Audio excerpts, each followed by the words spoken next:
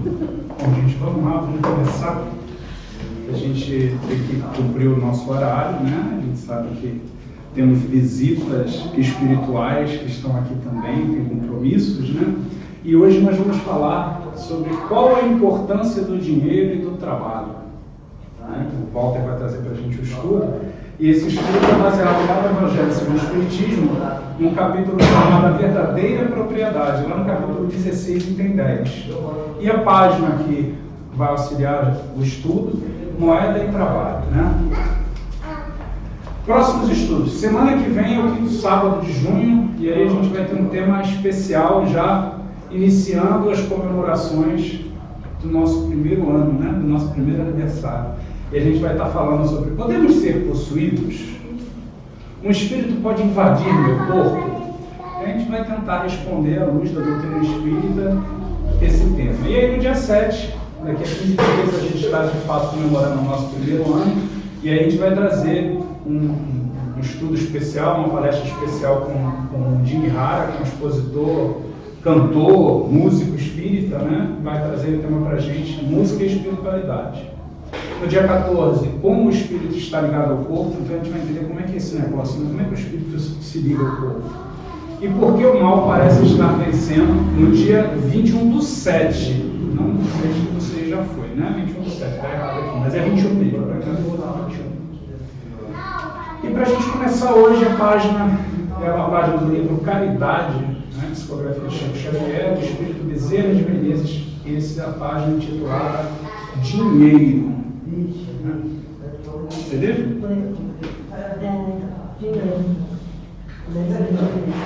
O dinheiro não é luz, não sustenta nada. Não é a paz, no entanto, é um companheiro para que se possa obtê-la. Não é o calor, contudo, adquire agasalho. Não é o poder da fé, mas alimenta a esperança. Não é amor, entretanto, é capaz de erguer-se por valioso ingrediente na proteção afetiva. Não é tijolo de construção, todavia assegura as atividades que garantem o progresso. Não é cultura, mas apoia o livro. Não é visão, contudo ampara o encontro de instrumentos que ampliam a capacidade dos olhos. Não é base da cura, no entanto favorece a aquisição do remédio. Em suma, o dinheiro social da consciência tranquila, alavanca do trabalho e fonte de beneficência, apoio da educação e alicerce da alegria. É uma bênção do céu, que de modo imediato nem sempre faz felicidade, mas sempre faz falta. Importante essa frase final de Bezerra, né? Sobre o dinheiro, né? É uma bênção do céu, é o dinheiro, né? Que de modo imediatamente, nem sempre faz a felicidade. Porque aquela coisa do dinheiro traz felicidade, mas sempre faz falta. Então, nem sempre traz felicidade, mas sempre faz falta. Então, para a gente começar, vamos fechar os nossos olhos. O objetivo de fechar os olhos é sempre que facilita a gente a olhar para dentro de nós mesmos, para fixar os nossos pensamentos, para concentrar os nossos desejos, que nesse momento sejam os pensamentos de que possamos receber aquilo que mais precisamos no momento. Lembrando que o que a gente mais precisa não necessariamente é aquilo que a gente quer, né? É aquilo que nós precisamos, e por tudo isso a gente pede a Jesus, através dos mentores espirituais, dos nossos guardiões, dos espíritos iluminados que dia a dia nos auxiliam, e sobretudo aqueles que coordenam essa nossa reunião, que possamos aqui hoje abrir os nossos corações, as nossas almas, os nossos espíritos, que a nossa mente tenha facilidade de perceber e aprender os ensinos que o Walter está trazendo hoje, à luz da doutrina espírita e baseado nos ensinamentos de Jesus. Que os nossos irmãos desencarnados também possam se sentir muito bem-vindos e também receptivos estejam a todo o conhecimento que iremos receber aqui. Que possamos encher o nosso coração de alegria, a nossa alma de energia, e possamos levar daqui tudo de bom que Jesus tem para nos oferecer. Por tudo isso é que em nome do nosso Mestre Jesus, mas acima de tudo em nome de Deus, iniciamos mais um estudo do Evangelho nesta noite abençoada de sábado. Que assim seja.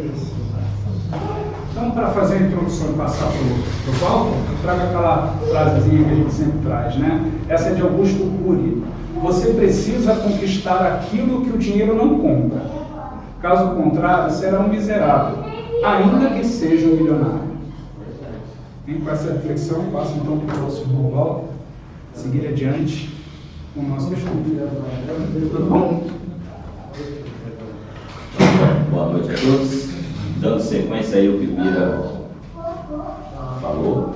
Na verdade, o Evangelho é muito interessante, porque ele é uma sequência, né? Hoje eu vou falar sobre a sequência, ou a continuidade do que o Bira já havia falado. O Bira falou da parte ruim, eu vou falar da parte boa. Sobrou para mim, né? Falou dos perigos, né? Da riqueza, os perigos do dinheiro para aqueles que não são preparados, né? E hoje eu vou falar do bom uso do dinheiro, né? Então, chefe Bira, né? Ele me mandou aí umas sugestões. Parece índio, né, Bira? Eu estou te chamando porque me chamava e eu não gostava. Não, chefe não. Chefe não, né? Não dá. Amigo. Então, olha só as recomendações do Bira com relação ao que eu tinha que falar. Isso aqui ajuda muito, tá? Eu já para poder seguir, você estava indo para uma outra vertente. Falei, não, né? O ideal é voltar para isso aqui. Então, eu vou precisar passar o seguinte: o bom uso do dinheiro e principalmente as características do trabalho: honestidade, ética, amor e satisfação. Muito interessante. Serviu para mim essa palestra, que a partir do momento que nós vamos começar a falar sobre dinheiro, e é até um policiamento que eu não estava fazendo muito bem, eu tenho falado algumas vezes sobre a parte do dinheiro em Centro Espírita, e depois que acaba as palestras eu falo, acho que eu fui muito duro e transpareceu que eu sou contra o dinheiro, né? Na verdade, eu não sou contra o dinheiro, né? Eu tenho restrições ao mau uso do dinheiro. O dinheiro é bom, ele é ótimo, mas conforme eu vou explanando, parece que eu sou contra o dinheiro, né? Muito pelo contrário, sou a favor do dinheiro. Opa. Mas o Bira já falou da outra parte, né? Dos perigos do dinheiro. Eu vou falar então da parte boa, mas relacionada também à importância do trabalho e a parte ética do trabalho. Pode ser que tenha coisas que doam um pouquinho, e me dói, tá? Eu posso falar algumas coisinhas aqui sobre trabalho, ética, moral no trabalho, pode doer na gente, né? E é para doer mesmo, né? Não tem muito o que fazer. São situações que nós nos comportamos perante a importância do trabalho e a gente deixa passar, e aí tem que reaprender até consertar. Então, qual é a importância do dinheiro de trabalho? Então, vamos começar com o livro da esperança. Primeira frasezinha do livro da esperança, ele começa com isso aqui, ó. Jesus, segundo Mateus, capítulo 25, versículo 14. Alguém sabe o que é isso aqui? Tinha que ser pastor, né? Nem eu sabia. Quem sabe, né? Eu acho que nem pastor sabe. Porém, eu convidei um amigo para fazer isso. O próprio Jesus, olha só. O próprio Jesus, né? Ele vai falar para nós o que significa Mateus, que está relacionado ao dinheiro e ao trabalho. Aliás, ao dinheiro, tá bom? Então, é uma brincadeira. Vocês já ouviram falar em transcomunicação instrumental? Né? É que estuda a comunicação entre vivos e mortos, para quem não sabe, através de aparelhos. Telefone, rádio. Interessante isso, mas não é o nosso tema de hoje. Trouxe Jesus falando aí? Numa transcomunicação instrumental. Então Jesus vai nos dizer o que Mateus, né? O que Mateus contou, mas o próprio Jesus vem nos contar, porque eu não quero ficar contando historinha aqui. Então vamos lá, Mateus. Conta aí, Jesus. Vocês pensaram que era o próprio. E é o próprio. A parábola dos talentos. É a parábola dos talentos. Muito dinheiro. De talentos, que é o nosso dinheiro. Eu nem sequer consigo imaginar quanto vale um talento. 6 cores não foram 16 mil dias de trabalho para alguém. Não dá tempo para nem imaginar. Um homem muito rico devia partir para uma longa viagem. Preocupado com seus bens, mandou chamar alguns de seus mais fiéis empregados.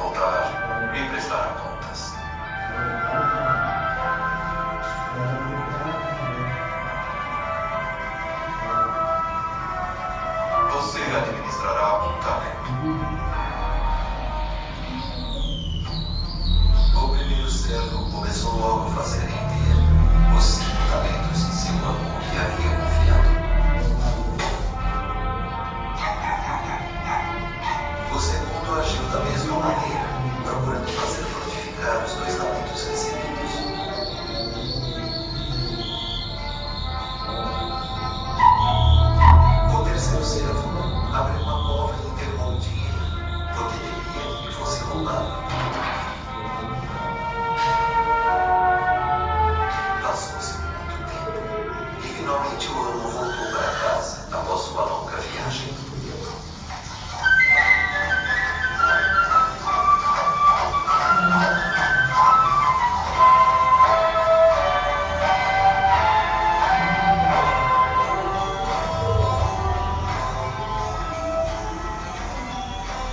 Por ocasião de sua viagem, recebi 5 talentos para administrar. Trabalhei muito. Ganhei outros 5. Então dobrei o valor. Ótimo. Meu fiel servo. Eu confiei em você. E você correspondeu bem. Alegre-se comigo. Você não é mais um servo, mas um amigo.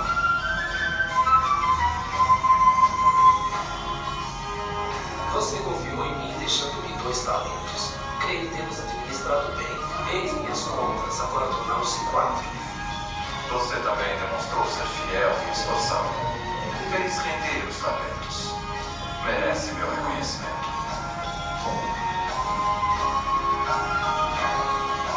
Eu sei o quanto é severo e por isso tenho que perder o dinheiro que me confiou. Assim eu escondi muito bem e estou devolvendo exatamente aquilo que recebi.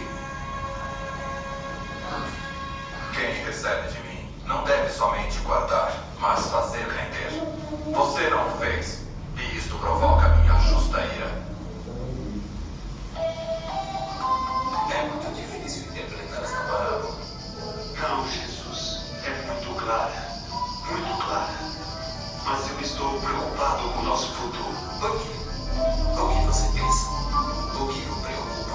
Nós, que o conhecemos e estamos te seguindo, tivemos mais do que os outros. E isto significa que, como aquele ano, você esperará muito mais de nós. Certo. Aos que têm mais e os que têm menos, confiem na bondade e misericórdia de Deus. Entregue-se a Ele. Tem a parábola dos talentos. O que estamos fazendo do nosso talento, né? Quantos talentos nós recebemos do rei e teremos que prestar conta? Então, interessante esse tema, né? Esse estudo do Evangelho e ajuda a gente a ir pensando, né? Bom, seguindo, vamos para o Evangelho segundo o Espiritismo. E lá, né? O capítulo é a verdadeira propriedade ou a verdadeira riqueza. Cada tradução ela é feita de uma forma. Mas, na primeira frase deste capítulo, do item 10, fala então do verdadeiro proprietário das coisas terrenas. O único proprietário dos bens da terra, nós sabemos muito bem que é, talvez ele não se comporte assim, mas nós sabemos que o verdadeiro proprietário de tudo que nós temos, de tudo que existe, dos bens da terra, é Deus. E quem somos nós, né? Dentro daquela parábola, quantos talentos nós recebemos? O que estamos fazendo deste talento? E lá que o último ele enterrou. Ele não utilizou, ou guardou para si, ou não fez nada. Olha só que interessante que fala lá, né? O homem é apenas usufrutuário dos bens de Deus. Usufrutuário. Eu tenho o poder de administrar uma coisa que não é minha. Isso acontece muito, né? Um síndico de um prédio, ele administra bens que é de toda a comunidade. Ele precisa usar aquele bem em prol de todos os condôminos. Assim todos os comandantes, todas as pessoas, inclusive nas empresas. Nós temos algumas vezes cargos de confiança que mexem com dinheiro, com recursos, que nós sabemos que não é nosso. E dá até uma responsabilidade dobrada. Por isso que a ética e a moral, ela fala muito alto nessas horas, né? Até pelos próprios noticiários nós vemos que quanta falta faz essa informação. Então, o verdadeiro dono de todos os bens da terra é Deus. Eu sou apenas usufrutuário. Eu sou apenas administrador por concessão temporária. Tudo bem? Todos concordam com isso? Concordamos. Mas aí a Joana de Ângeles vai nos ajudar a fazer uma reflexão um pouquinho mais aprofundada, né? Se nós sabemos, pelo menos cristãos, está lá no Evangelho, que nós não somos os verdadeiros bens do tempo, daqui da terra, e que teremos que prestar conta desses talentos, desses bens, e é para que eu utilize. De que forma eu preciso utilizar, né? Porque Joana de Ângeles, então, ela fez uma reflexão sobre o caso. Nesse livro, a mensagem, né? A avareza, do livro Jesus e o Evangelho. Uma pergunta que ela faz: por que diante do cosmo abundante e generoso, o ser humano se expressa com mesquinhez e avareza, preocupado com a posse efêmera? Ela fez alguma pergunta que não é realidade? Não, é a pura realidade. Por que o ser humano, com tanta abundância, está preocupado muito mais com a posse das coisas efêmeras do que outra coisa qualquer que possa imaginar? Por que será isso, né? E nós sabemos que o verdadeiro dono dessas posses não é nosso, né? O verdadeiro dono é Deus. Por que então? E ela traz várias, né? Que não dá para trazer aqui, eu só coloquei duas. Seria o instinto primário do ser humano? O que é instinto primário do ser humano? Retenção da presa para refasto futuro. No passado, o ser humano já dotado de inteligência, por isso que é ser humano, ele caçava e já se preocupava com o amanhã. Os animais muitos fazem isso também, né? Enterram, determinado, mas o homem sempre fez isso. Ou seja, ele queria a mais para que amanhã ele tivesse. Então, isso aí é um instinto que o ser humano traz de ter acima do necessário. O Bira falou muito bem aí nas aulas passadas, e o próprio Campanella também falou do necessário. Né? Tudo que não for necessário, ele é supérfluo.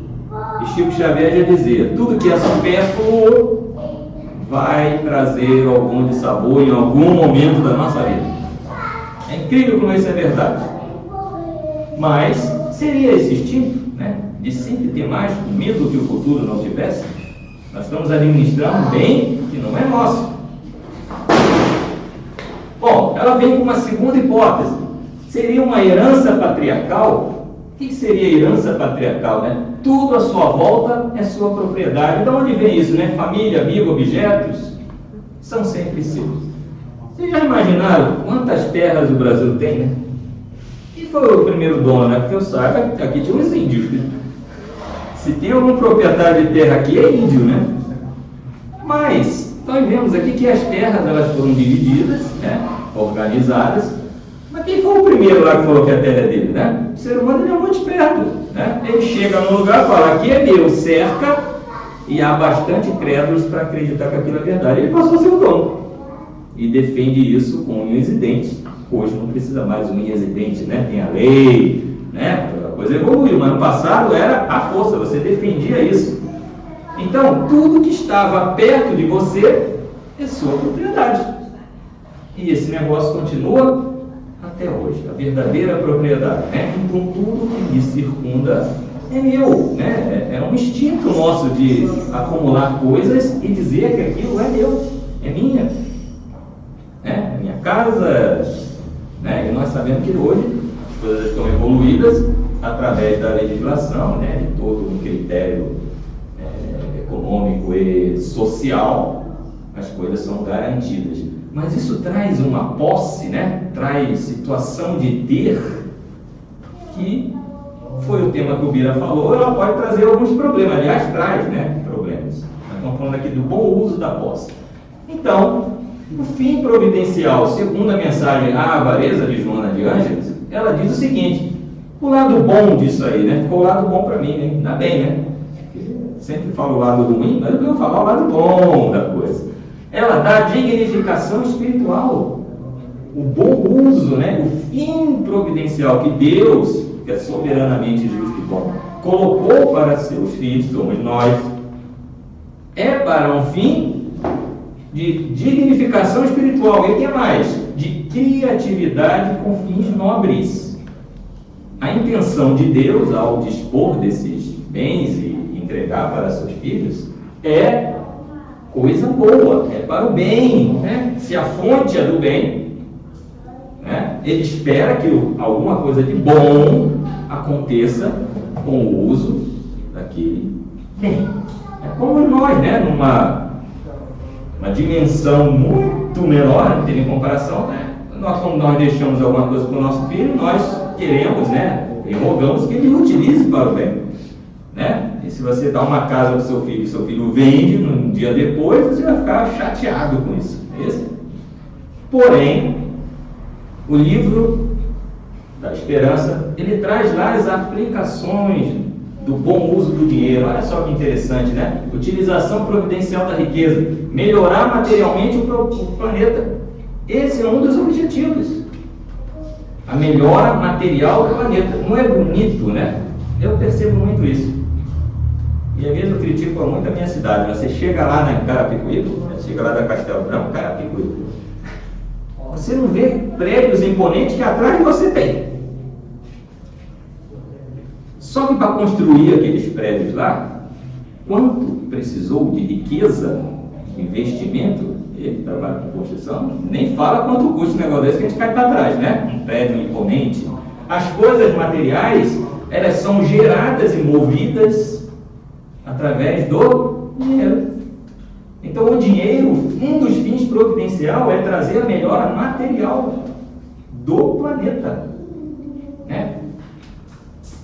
Saneá-lo e dispor para abrigar a população máxima. A nossa população, ela dá para aumentar aí, segundo os espíritos que estão esperando para a reencarnação, mais pelo menos 3 vezes. Será que isso dá? Aí nós olhamos para São Paulo, por exemplo, não tem espaço. Mas basta você fazer uma pequena viagem, né, nas 2 maiores metrópoles do Brasil, Rio e São Paulo, a grande maioria do trecho é mato. Mato, não tem nada. E se você anda de avião, você cai para trás, né? Porque é puro mato o Brasil inteiro. Aí à noite é legal você ver as luzinhas, né? Aquela cidade tal. Então, abrigar a população máxima, ela requer o quê? Investimentos, recursos. E quanto hoje nós temos de população e tinha há 2.000 anos atrás? Nem se compara.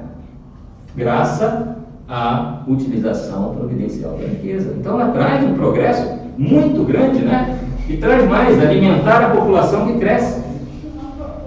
Havia no passado uma descrença que se a população aumentasse muito, ia morrer todo mundo de fome, né? No passado, muito tempo atrás, dizia, não pode aumentar, não vai morrer de fome. Morreu alguém de fome? Muito pelo contrário, né? A comida sobra. Joga fora, hein? Joga, a grande maioria joga fora. Falta comum, né? Quando joga fora, alguém está ficando sem. Porém, o uso providencial da riqueza, a população, mal ou bem, ela vem fazendo, né? Alimentar a população que cresce. Nós teríamos como alimentar toda a população. E é evidente que para a população crescer, teria que haver muito mais investimento. O uso providencial da riqueza. A riqueza, ela é fundamental para o progresso da humanidade, né? O que mais que, segundo lá o livro da Esperança, traz para nós da benesse, né, do uso providencial da riqueza? Desenvolver as ciências. Você imagina como a ciência hoje ela é desenvolvida? Num passado recente morria gente de gripe. Não morria de gripe? Quem é da década de 80 aqui, aquela devastação que foi a AIDS, né? Incrivelmente, negócio horrível, né? Eu não passei pelas febres da vida lá que matou milhares de pessoas, mas da AIDS eu estava perto. Eu vi isso de perto, muitos amigos, jovens. E hoje, né, um coquetel que você toma e as pessoas vivem ali, estão vivendo aí. Quem deu não diria sorte, né? É um merecimento, né? O progresso chegou. E aí estão tomando o coquetel até hoje, tem uma saúde melhor do que a nossa, né? Vive muito bem. Por quê? Graças ao desenvolvimento da ciência. Mas a ciência se desenvolve assim de uma hora para outra, requer, mas é bilhões de dólares. Pena que o nosso país ainda em franco desenvolvimento ele não tem ainda a capacidade de investir, mas ele investe bastante, né? Aos trancos e barrancos. Os Estados Unidos está muito à nossa frente, os países da Europa também. Só que o investimento com a ciência, ela poderia ser muito maior se não houvesse investimento na área médica, né? A área médica é mais do que a própria ciência. É o homem, né? É o uso da riqueza que o homem faz. Porém, mesmo no mal, Deus dá o remédio. É isso? Através do investimento na área médica, a ciência também se desenvolve nessa parte. Então, é o uso providencial da riqueza. O que mais que nós podemos falar? Está lá no livro Livro da Esperança, né? Facilitar as relações entre os povos e tornar rápidas as comunicações. Você imagina 2000 anos atrás alguém falar que você escreveria pipipipi, no Japão a pessoa pó, na hora. Como isso?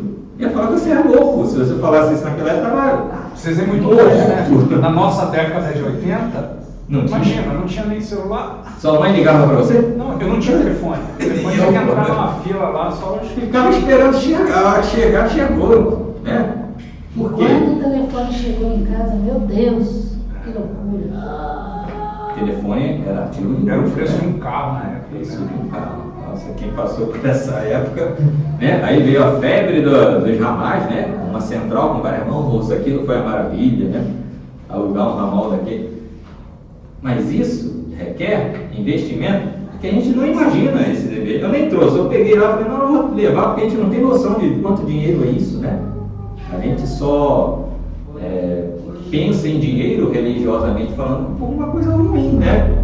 Religiosamente falando, dinheiro é uma coisa ruim, você acredita se quiser. Então, aquele centro espírita não pode ter dinheiro, né? Não pode ter dinheiro mesmo. Até já ouvi, né? Se tiver dinheiro, traz problema.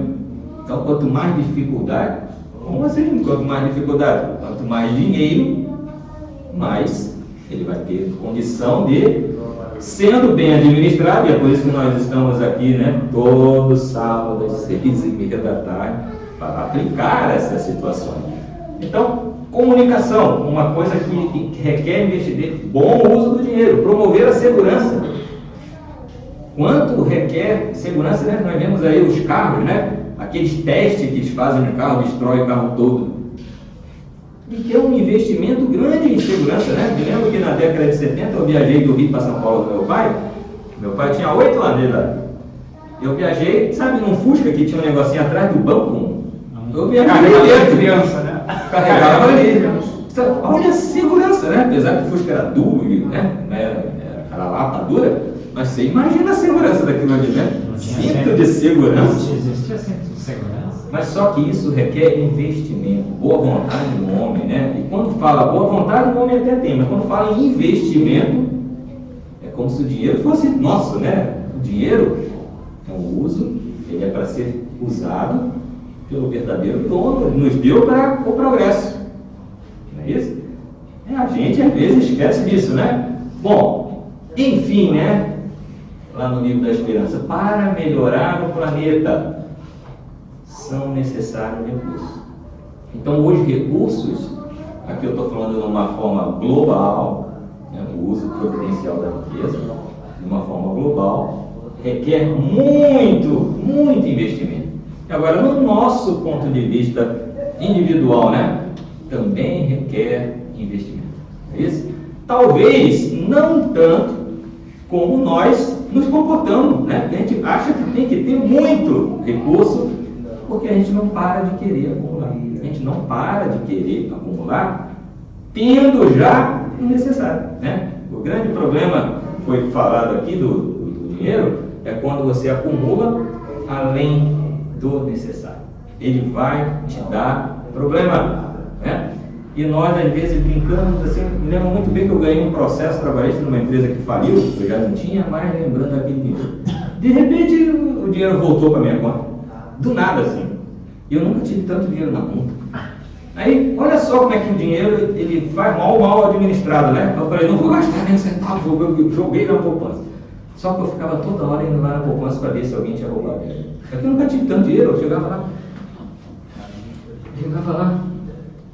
Eu percebi, depois de alguns meses, que eu estava fanatizado por aquele pouco dinheiro que eu tinha e ele estava parado lá. Né? A gente sempre acha no futuro, ó, o futuro vai garantir o meu futuro. Né? Aí que a CBF foi lá e comprei um carro. Lembra do carro? Mandei chumbo num carro. Esse dinheiro vai ficar na conta, porque meu carro eu uso, né? Comprei um carro que eu nem precisava muito, né? É outro problema nosso, de administrar coisa que a gente não precisa.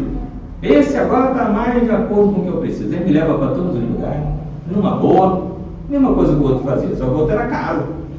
Recurso mal administrado. Então Deus, para melhorar o planeta e para melhorar a nossa vida, nós precisamos de recursos. Mas será que nós precisamos além do necessário? É aquela coisa que sempre é difícil de nós interpretar. Mas o bom uso de dinheiro, ele vem de acordo com o quê? Uma missão do homem. O bom uso do direito, só para a gente ter um parâmetro, o Bira falou isso nas aulas dele, no estudo dele, né? O bom uso do dinheiro, só para nós nos situarmos, né? Toda vez que resulta deles, né? Um bem qualquer para alguém. Então, os bens que eu possuo, eles estão sendo bem usados desde que ele esteja servindo alguém.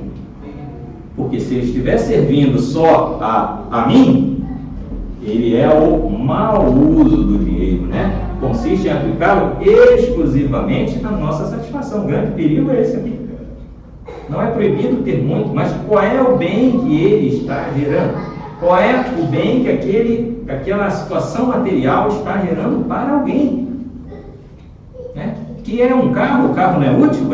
Mas aquele carro que só você usa, nem os filhos podem se sentar nele, e não pode carregar ninguém. Ainda está alguém passando mal, não, vai sujar meu carro. Será que ele é bom uso do dinheiro? Lembrando que esse carro, nós concordamos aqui, ele não é nosso. Ele é um bem que o verdadeiro dono dispôs para quê? Para nós utilizarmos, né? Aí ele fala aqui, o Bira já até falou, né? O que é nosso, né? Nada do que é de uso do corpo. O que é nosso não é nada que é de uso do corpo, e sim do que é de uso da alma. É fácil da gente colocar nesta situação, né? Então, o verdadeiro bem nosso, que é o que o próximo a gente já vai falar, né? O relógio anda muito rápido, ô louco, eu ainda encho de slide, né? A parte que foi recomendada falar, né, do bom uso do dinheiro, fica claro para a gente, né? O dinheiro, ele é bom, né? As riquezas, elas são boas, desde que bem utilizado.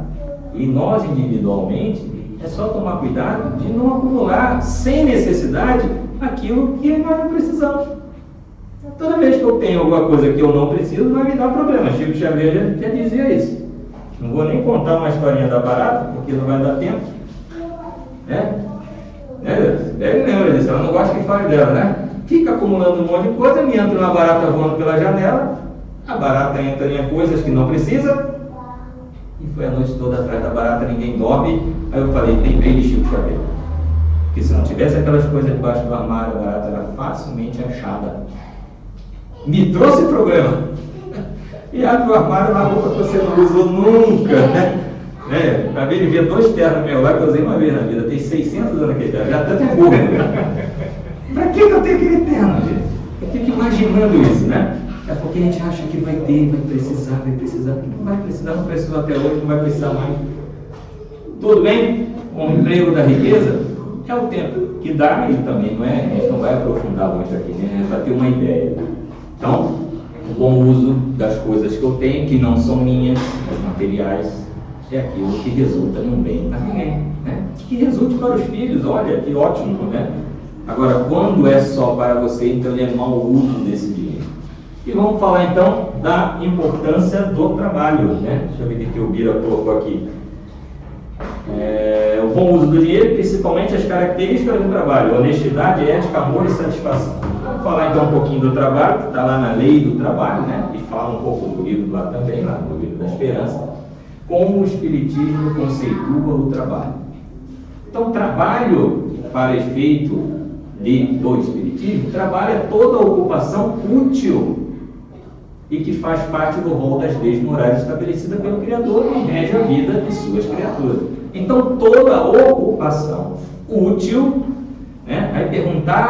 Kardec perguntou para os espíritos que se trabalho seria só coisas materiais, né? Os espíritos responderam que não, os espíritos trabalham, né? E não são com coisas materiais. Então, o trabalho é toda a ocupação útil. No centro espírita, isso é muito importante, o trabalhador está imbuído dessa situação, né? Porque às vezes ele fica só dando boa noite e ele acha que aquilo não vale nada, que vale mesmo, né? Reunião mediúnica é a coisa mais importante da centro. Dar uma boa noite a alguém, um sorriso, não é útil isso? Como que não é útil? É isso? Então, todo trabalho útil é um trabalho, né? Para efeito da lei do trabalho, né? Da importância do trabalho. Qualquer trabalho que eu faço, um gari é útil? Nossa Senhora, sem gari não é veículo. Motorista de ônibus é útil? Nem vou falar nisso aí. Todos os trabalhos são úteis, né? Mas às vezes a gente valoriza mais um do que os outros, né? Muito ligado ao quê? A remuneração que ele traz. Porque nós estamos ligados ao quê? No acúmulo da riqueza materiais. Nós esquecemos que o verdadeiro dono não somos nós. Para que eu quero tanto? Acumular uma coisa que não é minha, muita responsabilidade, né? E o que mais fala do trabalho, né? É por meio dele que aí, né, a característica da importância, né, forja o próprio progresso, né? O trabalho, junto com os recursos, é claro que nós precisamos do salário, de tudo isso, né? Mas ele vai forjar o quê? O progresso, o meu progresso, né? E desenvolve as habilidades do meio ambiente em que situa, amplia os recursos de preservação da vida. O que seria a vida, ou a preservação da vida, se não fosse o trabalho? Nós não estaríamos lá no tempo das cavernas ainda. Então, a importância do trabalho é muito grande na vida de qualquer um, né? E tem mais, né? O que o trabalho proporciona, né? Se Deus tivesse isentado o trabalho do corpo, do homem, seus membros se atrofiariam. Fica deitado na cama 24 horas. Eu estou agora desempregado, né? Aposentado, sei lá o que eu sou agora. O William não sabia o que é, agora também não sei. Agora sou aposentado. Opa. Mas estou à procura de trabalho, né? Eu fico deitado lá de vez em quando, né? Nossa, começa a doer tudo. Falei, não, eu tenho que ficar em movimento. Vou fazer minha caminhada, vou sair andando por aí. Por quê? A inércia, ela atrofia os órgãos. Então, isso já é um sinal que você nasceu para fazer alguma coisa. Então, trabalho, né? Qualquer tipo de trabalho, ele é útil. Além de tudo, ele desenvolve os membros, né? E o que mais? O trabalho também desenvolve a inteligência, né? Isso a ciência prova. Quanto mais você usa a sua mente, isso para os velhinhos, né? Velhinho que tem a mente ocupada, ele dificilmente vai ter Alzheimer, né? Dificilmente vai ter essas doenças degenerativas do cérebro, porque ele exercita bastante, né? Palavras cruzadas, ele está lá sempre pensando, porque quando você para de pensar na sua mente, o que acontece na sua mente? Coisa boa não vem, né? Mente, prostezinho, você está lá, né? Igual lavar louça, fica lá pensando, e sem passar nada, começa a pensar besteira. Ser humano, mente parada, oficina, não vou falar não, que não pode falar, né? Mas, então o livro ele traz essa importância do trabalho, né, como uma situação muito interessante. Bom, isso eu vou passar porque era para ser outra, porque queimou meu computador, mas na hora que eu ia tirar. Mas aqui fala da mesma coisa. Então vamos falar um pouquinho sobre ética e moral com relação ao trabalho. Nós já sabemos que o fim da riqueza é para o fim de todos, né, para o bem de todos. Nós já vimos que o trabalho ele é muito importante. Tem tanta coisa para falar do trabalho aqui, e não dá tempo, né? Vocês sabem que não daria tempo. Mas é importante nós aprofundarmos, né? Tem estudo que o Bira está fazendo aqui 5 horas, né? Livro dos Espíritos. Nossa, traz uma gama de informações para nós aplicarmos melhor os recursos que Deus nos dá, né? Entendendo que as leis que regem esses recursos da natureza, os recursos espirituais, né? Então, ética e trabalho moral. Pode ser que doa um pouquinho, não vai dar tempo de eu aprofundar, mas isso aqui eu fazia lá no trabalho. A gente tem mania muito de xingar lá os políticos. Eu provava por A mais B, eu parei de fazer isso, que era um constrangimento na sala, que nós fazemos coisa pior do que os políticos. E estamos lá falando que o político é ladrão. Né? Por causa de quê? Da falta de ética e moral. Nossa. Não estou falando de ninguém não. Nossa. Então olha só que interessante, né? Moral se refere às regras de conduta que são aplicadas a determinado grupo ou determinada cultura. São conceitos, tem milhares de conceitos por aí. Então são regras que determinado grupo ou cultura estabelece. Nossa moral, né? Nossa moral aqui, elas são leis que regem, diferente lá da Arábia Saudita, tá? É muito diferente. E nós temos a ética. A ética seria o estudo e reflexão sobre as leis morais, né? Sobre a moral, nas regras de conduta aplicada a alguma organização ou sociedade. Ou seja, é a parte individual que você vai aplicar a moral. Então você tem um conceito de moral que vem da sociedade, que vai fazer parte de você, e você vai aplicar. Aí você vai usar o quê? A sua ética.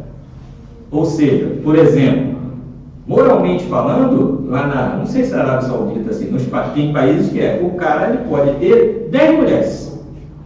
Dependendo se ele pode sustentar as 10 mulheres, ele pode montar uma família com 10 mulheres. Moralmente falando, aqui seria um crime, lá é perfeitamente legal, moral. Desde que ele consiga sustentar essas 10 famílias. E a parte ética? Eu posso ter 10 mulheres, moralmente falando, porém, eu não tenho que ficar olhando a mulher do outro. Aí a parte ética, porque eu sou o sultão, tenho 10 mulheres, vou ficar de olho no outro sultão que tem 11. Aí é ética. Ele vai aplicar essa moral na sociedade. Olha só que interessante, quando nós falamos isso do trabalho, né? A educação moral, ela por si só é o bastante? Né? Se uma pessoa bem educada moralmente vai trabalhar, ou vai no centro espírita, ou vai em qualquer lugar, é o bastante? Essa tese aqui é minha, tá? Eu vou trazer agora, não peguei livro nenhum, eu defendo ela porque eu acredito nela. Talvez alguém possa não concordar comigo, porque simplesmente a condição moral, não sei se é o bastante. Porque moral não é um conjunto de regras da sociedade familiar, você assimila e através da ética você vai aplicando aquilo lá. Olha só que interessante essa situação aqui, né? Saulo de Tarso. Não vou falar sobre Saulo de Tarso, porém, Saulo de Tarso ele era um judeu criado na mais profunda ordem de disciplina moral e ética dentro do judaísmo. Ferrenho defensor de Moisés. Moisés para ele era o que Jesus é para a gente. Saulo. Ok? Ele aplicava, não tem como negar que Saulo, ele tinha uma moral dentro dos conceitos lá judeus incontestável. Bem educado, defendia todos os preceitos de Moisés, porém, um belo dia, Paulo houve uma conversão. A minha tese que eu quero chegar é na conversão de Paulo. Quando diz que ele caiu ao solo, que a gente acha que caiu do cavalo, mas no Evangelho caiu ao solo, né? Caiu ao solo, caiu do cavalo, né? Todo mundo. E ali ele teve a visão daquela luz, que era Jesus, e Jesus perguntou: Saulo, Saulo, por que me persegues? Porque ele perseguia os cristãos. Muita gente foi presa e morreu por causa de Paulo, porque ele defendia a tese de Moisés. Moralmente falando, ele era obrigado, dentro dele, a aplicar a ética de Moisés. E aí ele teve a conversão e teve a humildade, por isso que nós temos que ter a humildade de falar: Senhor, o que queres que eu faça? Né? Nós normalmente no trabalho falamos: Senhor, eu quero que você faça, apesar de ser o Senhor, o que eu quero. Né? A gente não tem tanta humildade assim, porque nós não somos evangelizados. Né? Se nós fôssemos evangelizados, nós não perguntaríamos no trabalho, nós obedeceríamos, né? Ou não? Nós temos que obedecer. Então, Saulo, após a transformação dele, né? Ele passou de perseguidor dos cristãos a maior amigo, defensor do Mestre Jesus, como alguém. Então, Paulo se evangelizou. Antes, Paulo perseguia. Paulo, em nome da lei, da moral dele, de defender. A partir do momento que ele conheceu Cristo, ele passou a ter uma conduta evangelizada. Então, moral, educação moral. Educação moral por si só é o bastante? De propósito. Paulo era moralizado. Era o bastante? Ele perseguia os cristãos. Muita gente morreu por causa de Paulo. E ele era moralmente muito bom. Só que Paulo, né, ele, a partir do momento que ele se evangelizou, né, e aí como proposta nossa de vida, nós precisamos do quê? Educação moral, sim, mas acima de tudo, evangelizar. E qual é a diferença da moral evangelizada da moral não evangelizada? Saulo para Paulo. Moral evangelizada, nós vamos sacrificar as nossas necessidades em prol da necessidade do outro. É diferente da moral do costume. Então, a partir do momento que os judeus palestinos utilizarem a moral do Cristo verdadeiramente, não haverá mais guerra. Porque eu não vou fazer para o outro aquilo que eu vou sacrificar minhas necessidades. Quanta falta isso faz no trabalho. E olha só que interessante, né? Quem traz isso aqui é lá no 8º Congresso sobre o estresse, né? A gente acha que isso é besteira. Não é besteira não, gente. Esse negócio de moral evangelizada, ética no trabalho, e seja em qualquer lugar que seja, de cada 3 pessoas demitidas, 2 são demitidas por não terem, né, conseguido sucesso no relacionamento com os demais. De cada 3 demitidas, né? 2 são demitidas por causa do relacionamento. Nós não aceitamos o jeito do outro. Olha quanta falta faz uma moral evangelizada, sacrificar suas próprias necessidades em prol do outro. Isso é falta de evangelização dos trabalhadores.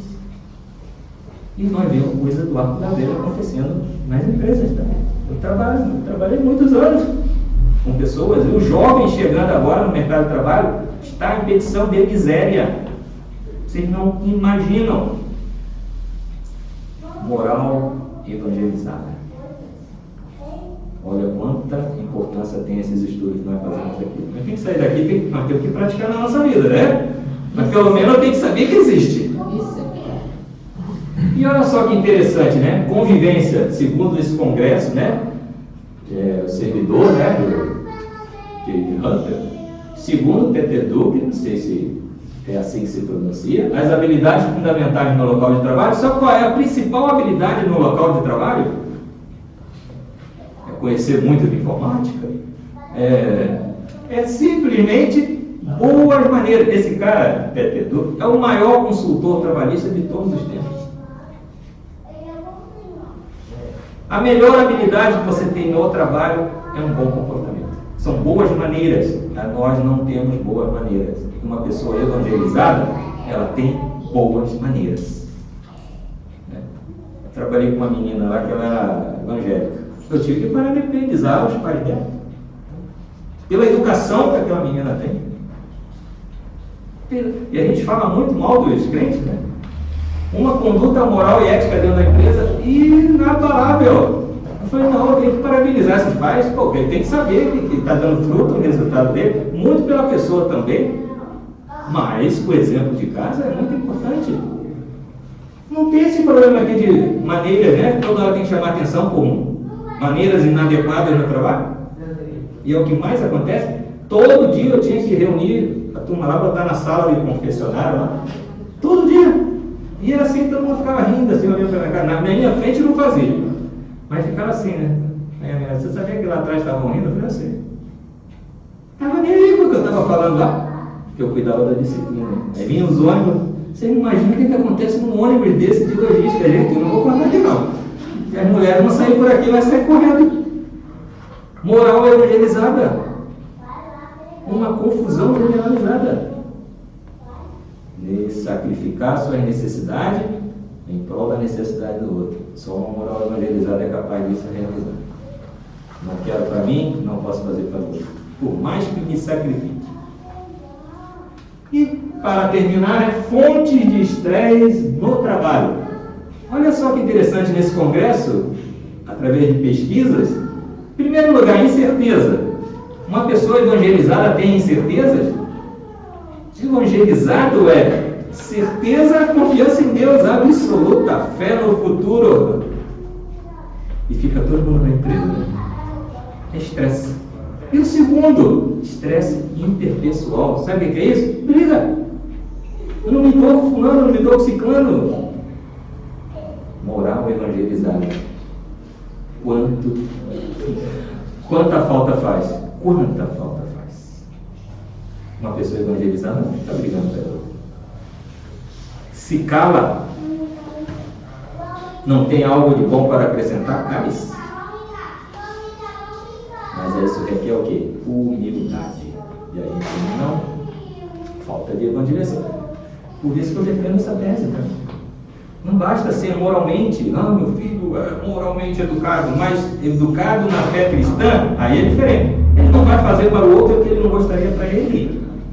O diferencial está aí. E esse livro fala o quê? Fim providencial da riqueza. A pessoa evangelizada vai utilizar bem os seus recursos, né? É o estresse interpessoal, é a brigalhada que tem dentro de uma comunidade. Tem em todos os lugares, né? Nós sabemos disso. Dentro da nossa casa tem. Se na nossa casa nós não conseguimos fazer harmonia, você imagina a exportação que nós estamos mandando para o mercado, que eram nossos filhos. Se meu filho não me respeita como pai, como é que vai respeitar o chefe dele? Aí vira e mexe, sabe o que eu fazia? Contrato. Quem está lá? Fulano de papel, o contrato. Essa assinatura aqui é sua? É. Você foi obrigado a assinar? Não. Vamos ler a primeira cláusula? Comprometimento de respeitar as ordens superiores de nada. Mas eu não aceito ver. Quando você assinou um contrato, e a sua parte moral, você não cumpre a sua assinatura, eu não aliviava. Parece que a minha cara é feia, eu não tenho medo de mim, aliás, né? Mas eu não alivio. Foi para o mercado de trabalho, tem que se comportar ética e moralmente de acordo com a lei, não estou falando nem do Evangelho, é exigir demais. E é por isso que tem os estresses, né? Aí nós vamos entender porque a sociedade está assim. A falta daquilo lá. Por quê? Homem saudável é o quê? Famílias saudáveis, equipes saudáveis, igrejas saudáveis, negócios saudáveis, até vidas saudáveis, para de relacionamentos saudáveis. Fé evangelizada, né? Bom, eu ia falar um pouquinho de maturidade, não vai dar tempo, deixar para uma próxima. Que como não tem nada a ver com o tema, tem tudo a ver. Eu tive um grande problema que a minha empresa foi, na verdade, só para vocês saberem, ela decidiu sair de Barueri para Cajamar. Minha Nossa Senhora! E lá na terceira cláusula do contrato de trabalho, está lá, a pessoa assinou. E todas as empresas fazem isso, tá? Pode ir lá com o seu contratinho de experiência, está escrito isso, que ela pode transferir. Pode, desde que não faça você mudar de universidade, dando ônibus, dando tudo, mas foi uma parafernália. Eu reuni meu pessoal e falei, gente, vamos falar sobre maturidade, né? Eu não vou falar aqui, não vai dar tempo, né?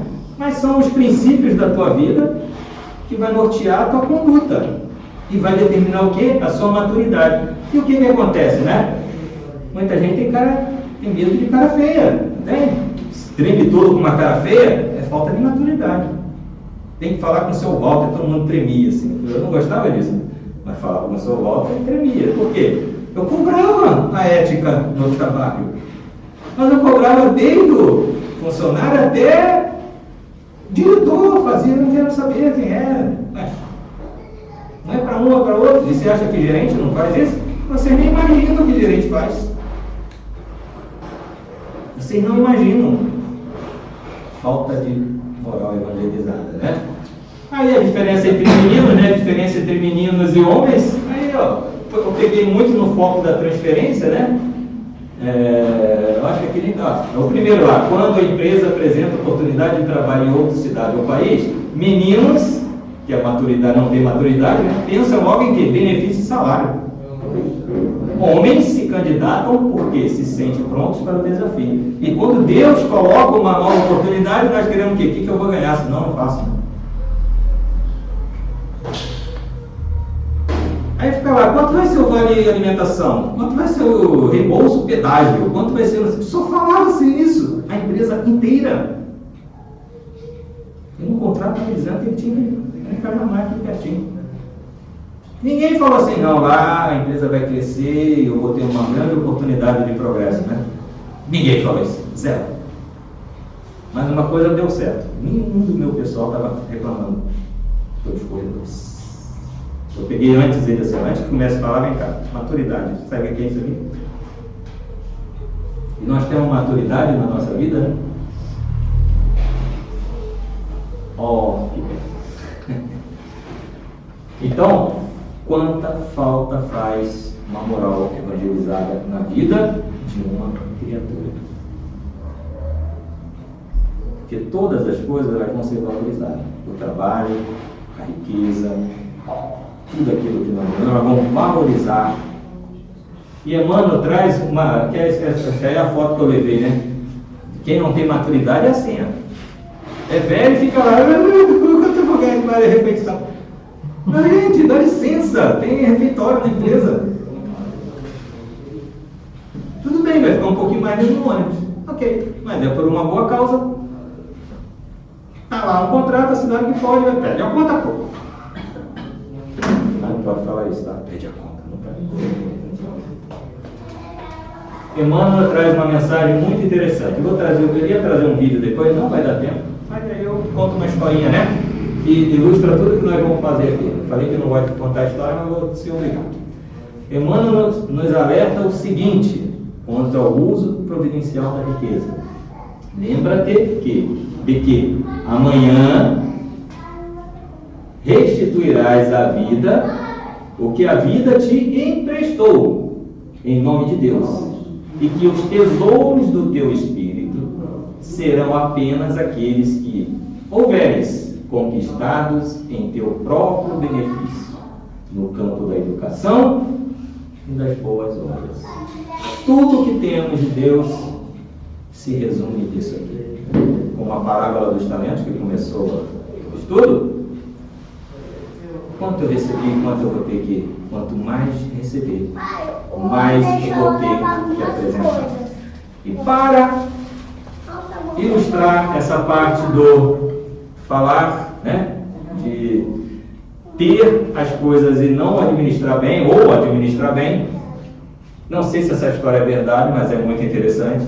Existia um homem muito culto, com muito bom emprego, tinha uma condição social muito boa, mas ele era palestrante de um centro espírita. Olha só que interessante, palestrante de um centro espírita. E esse palestrante, ele dava excelentes palestras, né? Ele doava o tempo dele para emprestar os seus conhecimentos. Ele era muito estudioso, então ele dava curso, ele dava palestra, e palestras, e palestras, e palestras.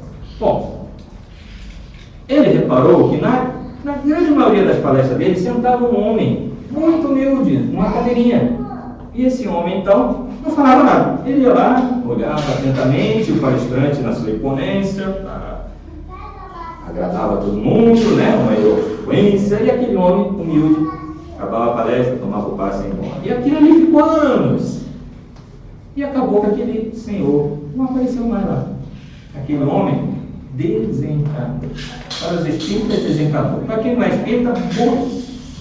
Como todo mundo vai morrer, né? O tempo passou, o palestrante continuou passando os seus ensinamentos. E um belo dia, vamos prestar conta, não é? Também foi chamado a prestar conta e desencarnou. Beleza. Chegando no mundo espiritual, ele foi escoltado pelo seu mentor, grande trabalhador espírita, né? Com certeza, um mentor o levou para o mundo espiritual. Chegou lá numa cidade nesse mundo espiritual, uma cidade muito bonitinha, muito legalzinha. E lá ele foi para a triagem, né? E na triagem ele se identificou e várias pessoas que trabalhavam nessa cidade, no mundo espiritual, eram encarregadas de levar, recepcionar aquelas pessoas e levar para a sua casa, que ele fez jus, né? Será recompensado das boas obras? E quem estava lá para a surpresa desse grande palestrante? Aquele senhorzinho que foi na frente dele. E como ele já conhecia, ele ficou mais à vontade. O mentor falou: segue aí o seu Antônio e ele vai levar você na sua nova casinha, na sua nova casa, sua nova morada, que agora é aqui nesta cidade. E aí, como é que vai? Tudo bem? nunca tinham falado, né? Era só palestra, o outro ouvia, palestra. Aí foram. Chegou andando na cidade, eram ruas. E as ruas geralmente sem saída. Eles entraram numa rua, e numa dessas ruas, era na mesma rua que ele ia morar, esse senhor chegou e falou: aqui é a minha casa. Aí ele olhou a casa assim, arrumadinha, um quintalzinho bonito. Não era um colosso, mas era uma casa bonita, com jardim, tudo arrumadinho, pintadinha. E ele falou assim: parabéns por isso aí. Pensou com ele mesmo: se eu dava palestra, ensinava ele a casa dele desse jeito, ele não falava nada, sabia da fala, nunca entrou no centro, nem trabalhava no centro, a minha vai ser falacete. E foi andando na cidade, a rua começou a acabar, ele começou a ficar apreensivo, que a casa dele não chegava. Ao chegar no término da rua, ele falou: ferrou. Tinha um último terreno e esse terreno não estava acabado. Tinha lá uma casinha mal acabada, não tinha nem telhado, tinha que acabar. Ela estava muito malzinha ainda. E aquele senhor, ele falou assim: é aqui a sua nova casa.